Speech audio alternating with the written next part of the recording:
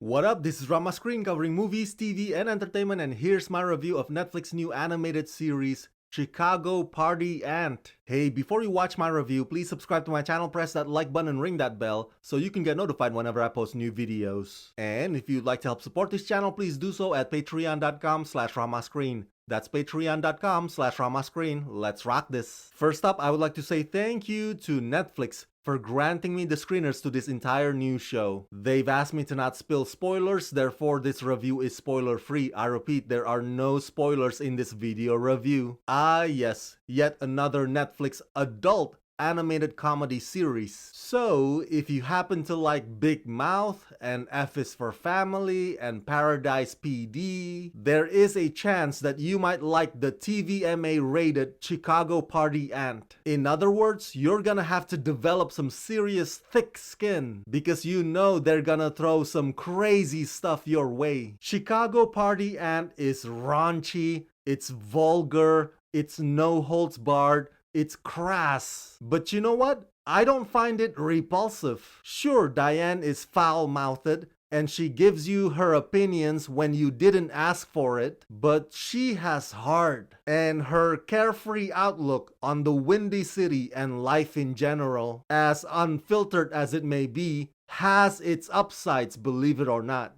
Created by Chris Witowski, John Barinholtz, and Katie Rich, and inspired by the popular Twitter account, in Chicago Party Ant, Diane Dunbrowski has been the life of the party in her beloved hometown since the 1980s and has no plans on giving up the reins anytime soon.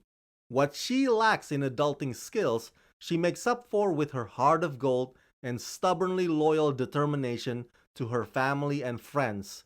Still, it's clear Diane needs to adapt to the rapidly changing world around her unless she wants to become a relic of the past. Luckily, her favorite and only nephew Daniel defers going to college and decides to ditch the suburbs and live with his aunt in the big city. She is Daniel's blue-collar fairy godmother, ready to show her a good time, and he is her guide through the often treacherous perils of modern life that is shifting beneath her on a daily basis. Thanks to Netflix, I recently had the opportunity to interview the voice stars of this show, including Mad TV alum Ike Barinholtz. So go watch my entire video interviews with those amazing talents right here only on Rama Screen YouTube channel. I was not familiar with the Chicago Party Ant Twitter account prior to this show existing. Honest to God, when I first heard of Chicago Party Ant, the first thought that crossed my mind was, geez, Netflix would greenlight just about anything, huh? It must be so easy to pitch the silliest concept to Netflix because they'll say yes to everything. So suffice it to say, I was very skeptical going into it. But boy, I tell ya, the whole story of not judging a book by its cover, well, that was something I had to end up learning too about my perception of the show. Diane may be rough around the edges, but she's not rude just for rude's sake. And she never punches down. Telling it like it is or shooting from the hip is more of her specialty, really. As for the humor, I'm gonna be honest with you,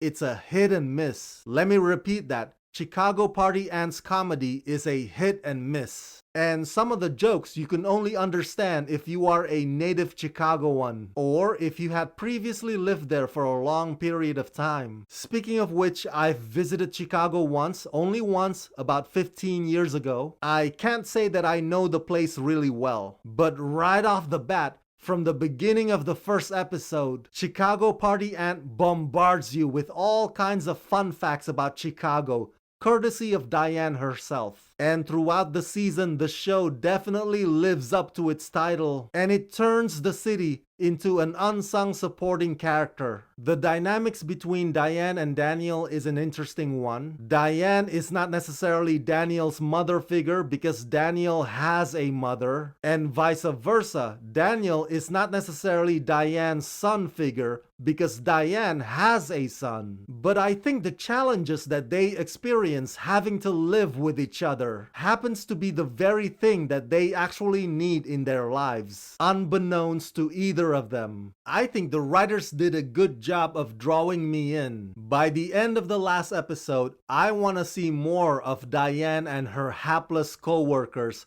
or Diane and her dysfunctional family. Their quirks can get over the top and gross occasionally, but once you look past their initial ignorance, once you accept that that's just how they're gonna be, there's a level of sweet endearment underneath it all, because their hearts are in the right place.